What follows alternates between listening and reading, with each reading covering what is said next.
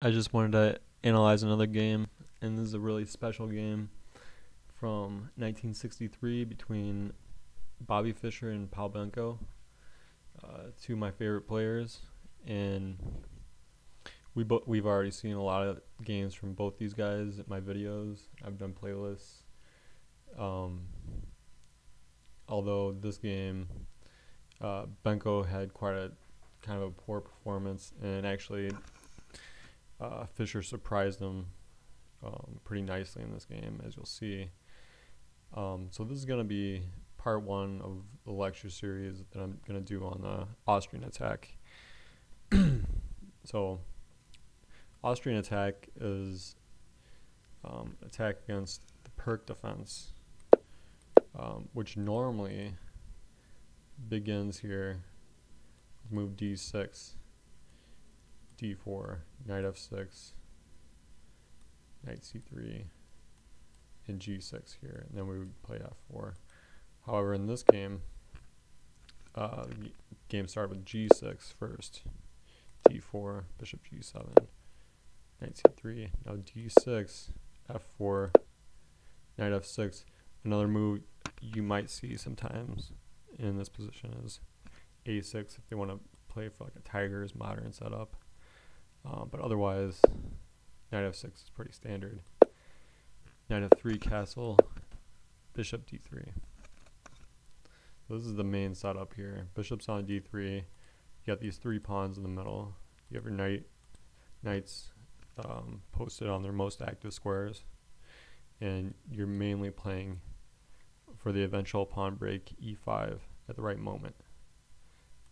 You will generally castle on the king side here, and so let's see what's going to happen.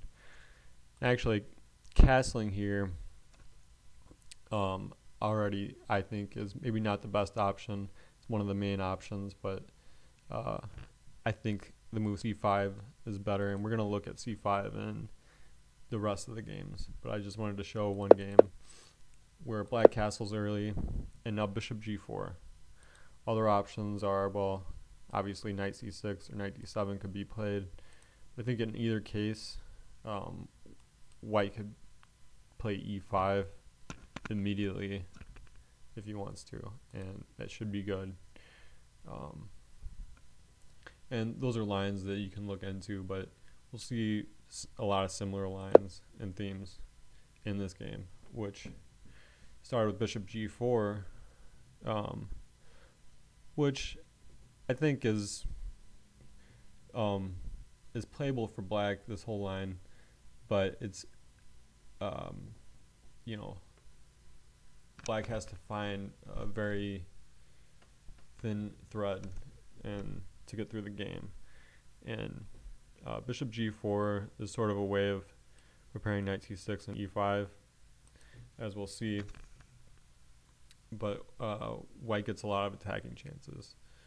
So h3 was played by Bobby Fischer, and after this trade, and queen takes on f3 here, now knight c6, and so clearly this pawn is hit now, and you can't advance the pawn because then the knight can just come here. So bishop e3 is pretty obvious. The pawn has to be reinforced, and black's plan is going to be to play e5. So here comes e5. No, Fischer takes on e5 here first, and after black retakes, plays f5. This is a pretty standard way you want to meet these lines, where black tries to play an early e5, is to exchange pawns and then follow up with f5. And after g takes f5 here, so obviously if black would have played knight to d5 here, it would have just been met by queen f2. And g takes f5, queen takes f5. Otherwise, if you take with the pawn, now this guy's advancing, and black gets some counterplay in that line. So queen takes f5 is followed by knight d4 by Benko, and queen f2. So again, trying to keep pressure on this knight. Knight e8 was played, kind of a weird looking move, but the knight's rerouting to d6, and now f5 becomes a potential pawn break. After Fischer castled and knight d6 was indeed played, queen g3, so lining up against the king, maybe thinking about bishop h6, and it looks already a little bit scary. We're back here. King h8 was played in the game, but I think Benko missed a good opportunity here to play f5 and for example bishop h6, queen f6 here. We have this variation where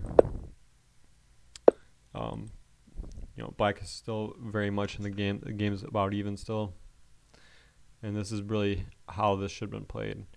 I think Benko would have been okay here in this position. But king h8, a little bit passive here. Seems intuitive because you're getting out of the line of the queen. But as you'll see, the king's better actually on g8, and it actually goes back to the g8 square eventually. So after queen g4 was played by Fischer, and this move stops this. You see white has a nice control of these light squares here, where f5 is no longer a possibility. And c6 was played. Maybe he could have just went and played c5. I don't know why not c5 in that position. Queen h5.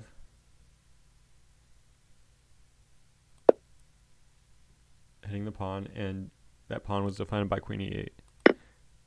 Now Fischer took on d4, and after e takes d4, the amazing move, rook f6 here. And king g8 was played in the game, but let's look at what happens if d takes c3. And if you want to pause here, I'll give you a couple seconds and see what you would play in this position. And that move is e5 here.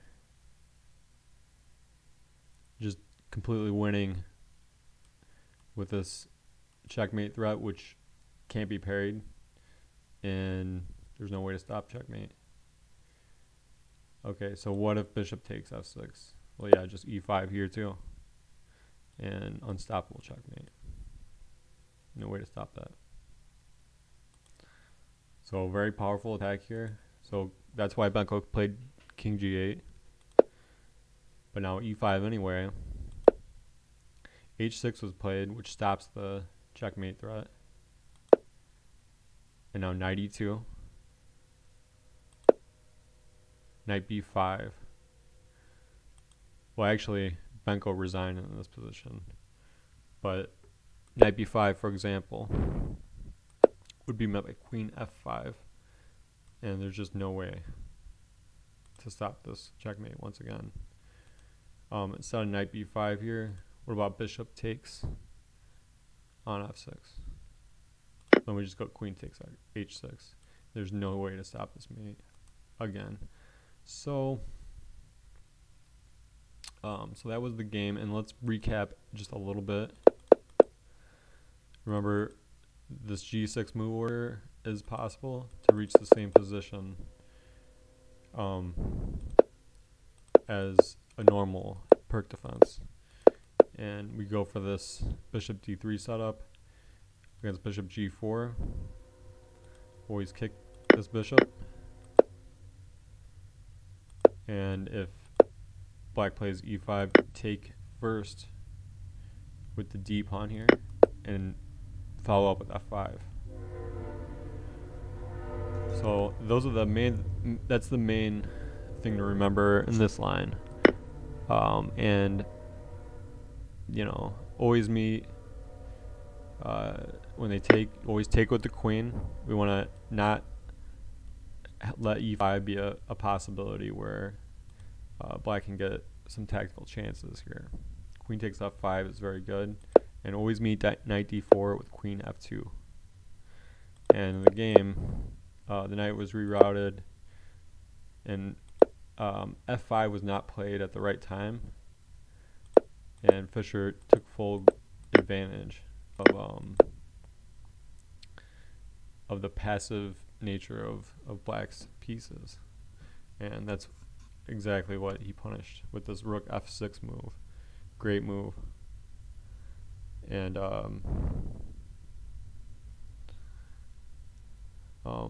yeah, when we saw that this is not takeable because of this powerful e5 move.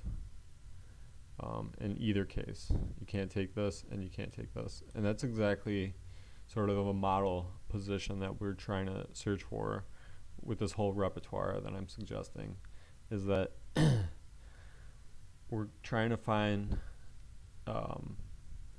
positions that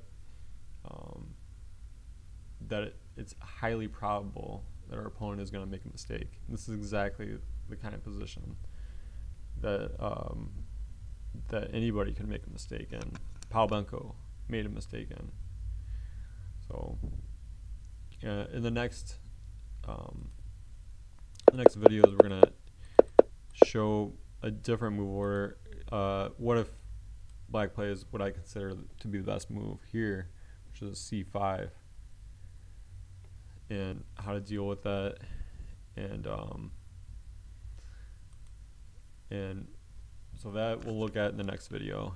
And there's various ways that we're going to be able to attack against those systems as well, but